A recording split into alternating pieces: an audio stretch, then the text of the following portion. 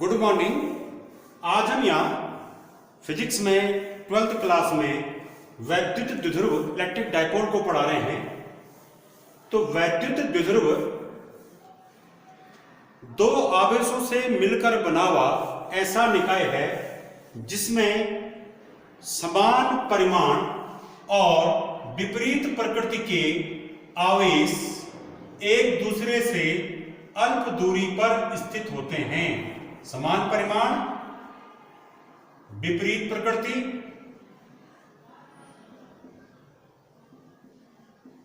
के आवेश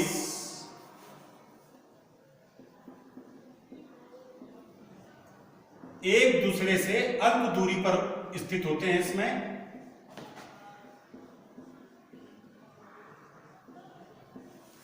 तो वैद्युत द्विध्रुव दो आवेशों से मिलकर बना हुआ ऐसा निकाय है जिसमें समान परिमाण के दो विपरीत प्रकृति के आवेश एक दूसरे से अल्प दूरी पर स्थित होते हैं।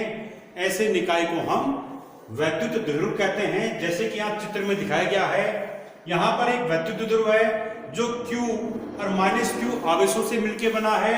इन आवेशों के बीच की अल्प दूरी 2L है। इन दोनों आवेशों की प्रकृति विपरीत है, एक धनावेश है, एक ऋणावेश है। दोनों आवेशों के परिमाण एक जैसे हैं। इस पे भी Q कूलाम का आवेश है, इस पे भी Q कूलाम का आवेश है, पर एक धनावेश है, एक ऋणावेश है। और इस द्विध्रुव को हमने A भी नाम दिया है। A बिंदु पर -Q आवेश और B बिंदु पर +Q आवेश स्थित है।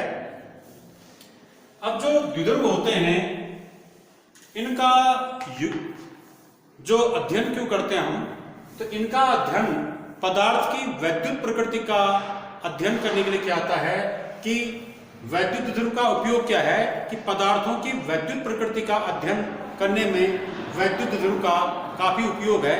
कि हम जानते हैं जो पदार्थ होते हैं वो अणुओं से मिलकर बने होते हैं और अणु दो प्रकार के होते हैं, ध्रुवीय अणु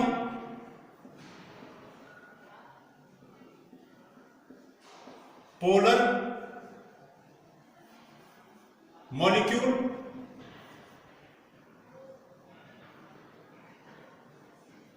और अध्रुवीय अणु नॉन पोलर मॉलिक्यूल। और अणुओं में क्या होगा, परमाणु से मिलकर बने होंगे। तो अगर अणु या परमाणु अगर इनके धन और ऋण आवेशों के केंद्र एक ही बिंदु पर संपाती हैं तो ऐसे अणुओं या परमाणुओं पर कोई आवेश नहीं होता। जैसे परमाणु पे होता है, परमाणु में ये धनावेश है, ये नाभिक है माना, इसमें प्रोटॉन होगा, न्यूट्रॉन भी होंगे, इसमें ये नाभिक है। इस नाभिक का जो द्रव्यमान केंद्र है वो यहां पर है। इस नाभिक का द्रव्यमान केंद्र यहां पर है। इस नाभिक पे कौन सा आवेश होगा, धनावेश होगा। तो हम ये कह सकते हैं इस नाभिक का समस्त धनावेश इस द्रव्यमान केंद्र पर कार्य कर रहा है। अब इसके बाहर वृत्ताकार कक्षाओं में यहां पर ये इलेक्ट्रॉन गति कर रहे हैं। तो ये वृत्ताकार कक्षाओं का केंद्र भी अगर वही है जो कि नाभिक का केंद्र है तो हम यहां पर ये कहेंगे कि इन वृत्ताकार कक्षाओं का जो ऋणावेश है वो भी इस केंद्र पर ही कार्य कर रहा है।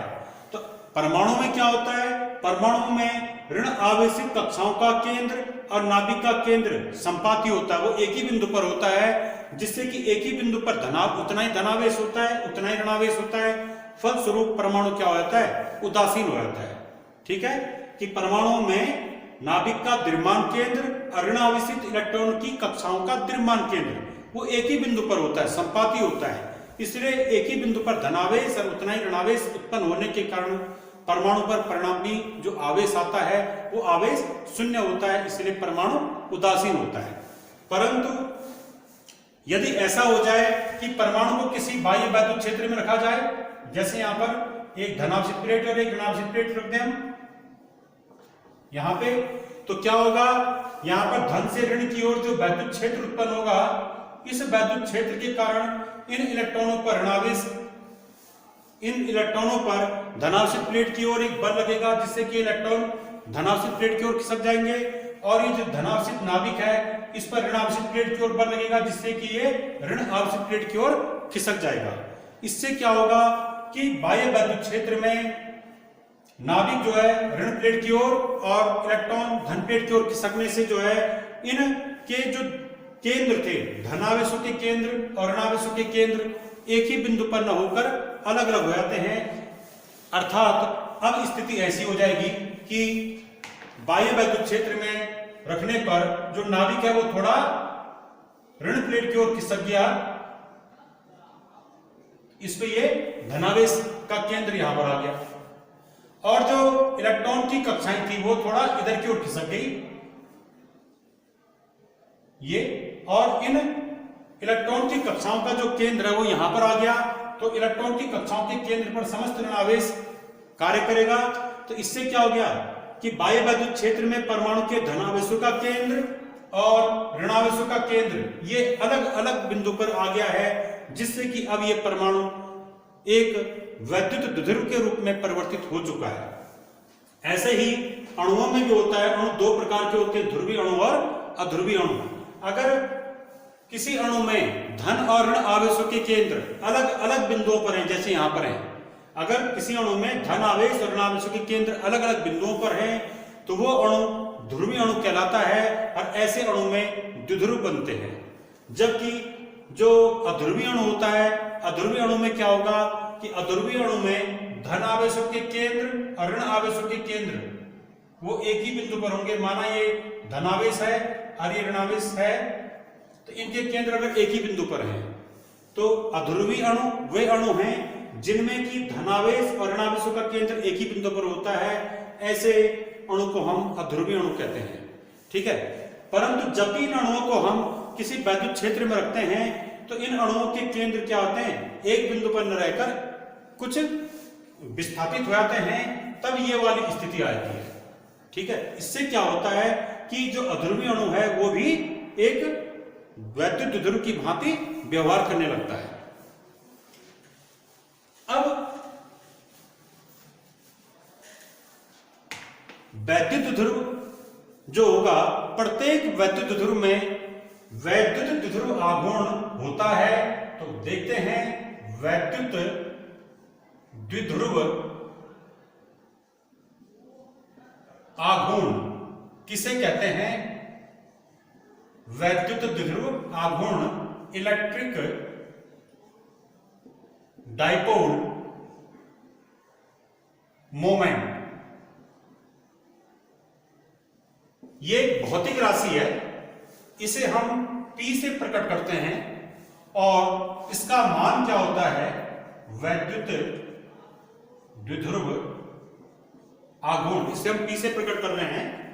तो प्रत्येक वैद्युत द्विध्रुव में अपना एक वैद्युत द्विध्रुव आघूर्ण होता है, जिसका मान द्विध्रुव के किसी एक आवेश और द्विध्रुव की लंबाई के गुणनफल के बराबर होता है।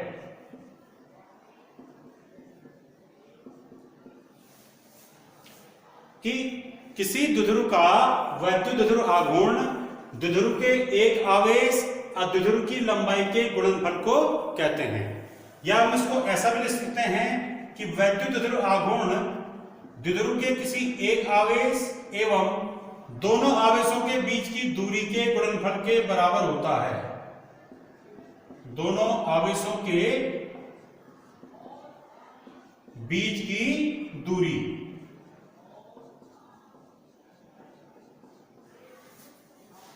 तो जैसे यहां पर अगर हम इसका मान निकालें वैद्युत द्विध्रुव आघूर्ण का, तो वैद्युत द्विध्रुव आघूर्ण को हम P से प्रकट कर रहे हैं। ये बराबर क्या है, आवेश। तो यहां पर जो हमारा द्विध्रुव है इसका एक आवेश हम ले रहे हैं, केवल परिमाण लेंगे, जैसे Q इंटू दोनों आवेशों के बीच की दूरी। दोनों आवेशों के बीच की दूरी हमने यहां पर 2L मानी हुई है। तो Q इंटू 2L यही जो है वैद्युत द्विध्रुव आघूर्ण कहलाता है। वैद्युत द्विध्रुव आघूर्ण, और ये एक सदिश राशि है। वैद्युत द्विध्रुव आघूर्ण एक सदिश राशि है। इसकी दिशा ऋण आवेश से धनावेश की ओर होती है। इसकी दिशा ऋणावेश से वैद्युत द्विध्रुवागमन की दिशा ऋणावेश से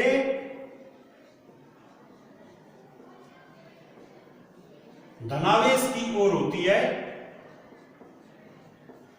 ये ऋणावेश है, ये धनावेश है, तो ऋण आवेश को धनावेश से मिलाने वाली रेखा पर ऋण से धन की ओर वैद्युत द्विध्रुवागमन की दिशा होती है। और हमने यहाँ पर P लिखा है, P मतलब वैद्युत द्विध्रुवागमन, इसके ऊपर तीर का चिन्ह बनाया हुआ है। तो यानी ये जो वैद्युत द्विध्रुवागमन है ये सदिश राशि है, इसकी दिशा ऋण से धनावेश की ओर हो गई। इसका मात्रक क्या है, तो आइए इसका मात्रक देखते हैं कि वैद्युत द्विध्रुवागमन का मात्रक, तो वैद्युत द्विध्रुवागमन का मात्रक बराबर होगा आवेश का मात्रक गुणा गया द्विध्रुव की लंबाई का मात्रक। आवेश का मात्रक होता है कूलाम और इनटू द्विध्रुव की लंबाई, तो लंबाई का मात्रक मीटर, तो कूलाम मीटर, ये इसका एसआई मात्रक हो गया। और द्विध्रुव आघूर्ण या वैद्युत द्विध्रुव आघूर्ण, इसकी विमा होती है आवेश की विमा यानी A इंटू टी, ये आवेश की विमा है, इंटू लंबाई की विमा यानी L। तो विमा हो गई, वैद्युत द्विध्रुव आघूर्ण की विमा हो गई ALT या ATL, जो भी आप लिखें इसको आगे पीछे लिख सकते हैं। अब इसके उदाहरण क्या हैं, वैद्युत द्विध्रुव के उदाहरण हैं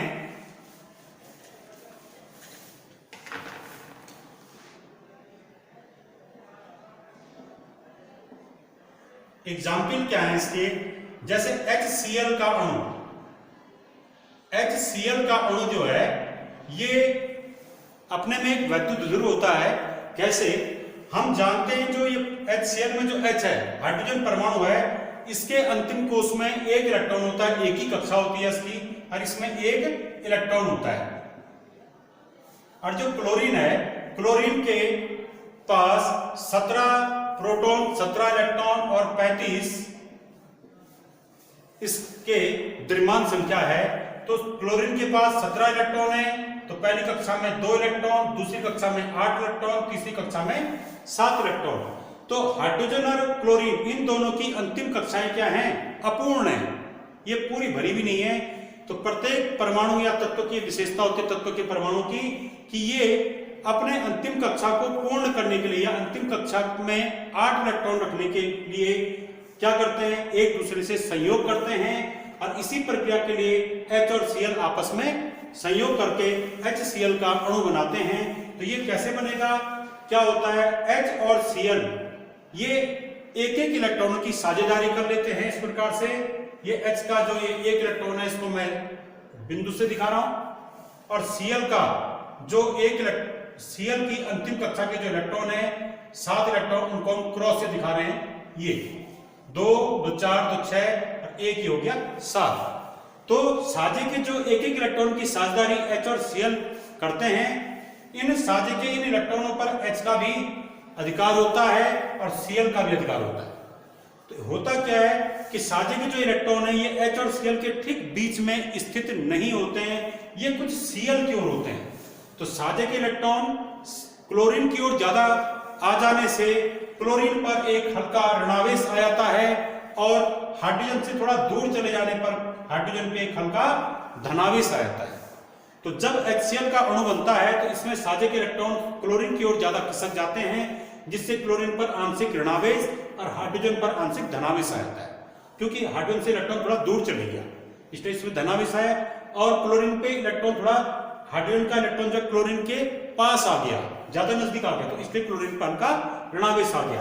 तो हाइड्रोजन और क्लोरीन पर समान परिमाण का आवेश उत्पन्न हो गया है, और इनकी प्रकृति विपरीत है। इनके बीच की दूरी H और Cl के बीच की दूरी जो है 0.1 एंगस्ट्रॉम के बराबर होती है यहाँ पर, ठीक है, या हम इसको कह सकते हैं 10⁻11 मीटर इनके बीच की दूरी है ये। तो HCl का अणु जब बनता है उस समय H और Cl के बीच की दूरी, H प्लस व Cl माइनस के बीच की जो दूरी है वो जो है 0.1 एंगस्ट्रॉम होती है, ये अल्प दूरी है। तो हम यहां पर ये कह सकते हैं कि H प्लस और Cl माइनस अल्प दूरी पर स्थित हैं, इन पे समान परिमाण का आवेश है और विपरीत प्रकृति का आवेश है, तो H और H प्लस और Cl माइनस जब HCl का अणु बनाते हैं तो यहाँ पर एक वैद्युत ध्रुव निर्मित हो जाता है। तो HCl के अणु पर H पर हल्का धनावेश और Cl पर हल्का ऋणावेश होता है, इसलिए हम इसको एक वैद्युत ध्रुव मान सकते हैं। परंतु होता क्या है कि HCl का एक अणु अपने में भले ही द्विध्रुव हो, परंतु HCl में जो अणु होंगे वो इस प्रकार से बिखरे हुए होंगे कि एक अणु का वैद्युत ध्रुवागुण दूसरे अणु के वैद्युत ध्रुवागुण से निरस्त हो जाता है। तो परिणामी रूप में HCl पर कोई वैद्युत ध्रुवागुण नहीं होता है। पर जब HCl पर हम कोई बाह्य वैद्युत क्षेत्र लगाते हैं तो सभी अणु इस प्रकार से व्यवस्थित हो जाते हैं कि सभी अणुओं का वैद्युत ध्रुवागुण एक ही दिशा में हो जाता है। इस प्रकार की व्यवस्था हो जाएगी।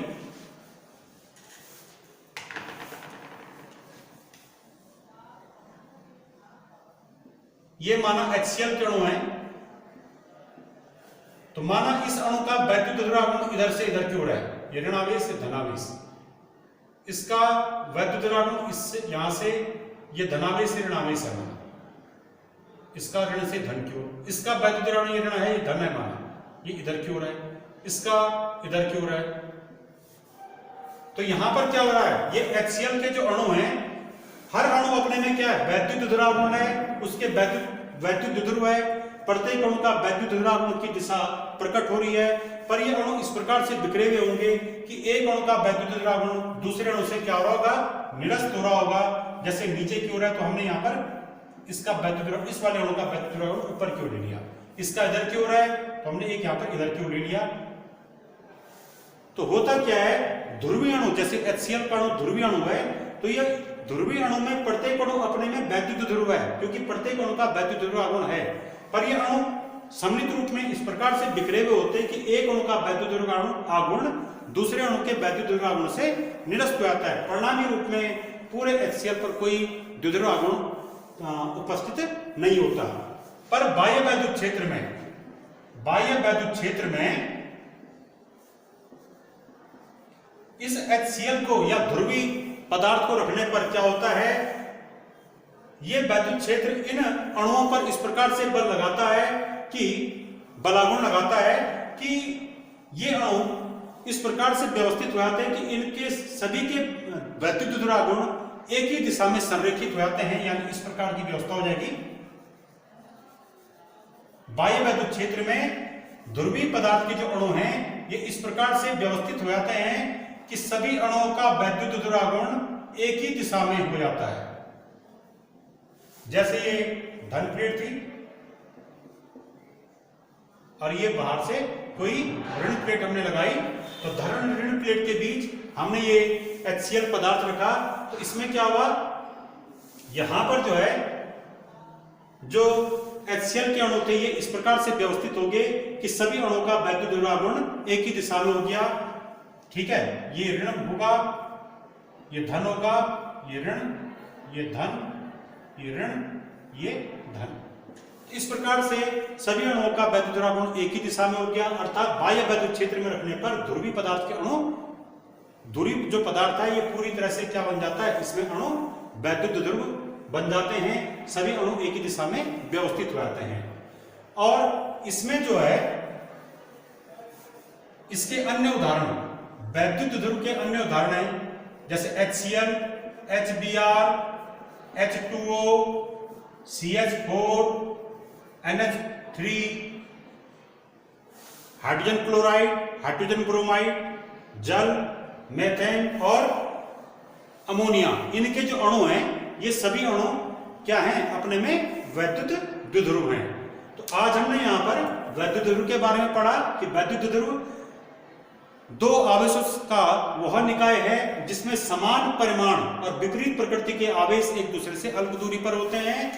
आवेशों को मिलाने वाली रेखा, ये जो रेखा है, ये रेखा द्विध्रुव की अक्ष कहलाती है।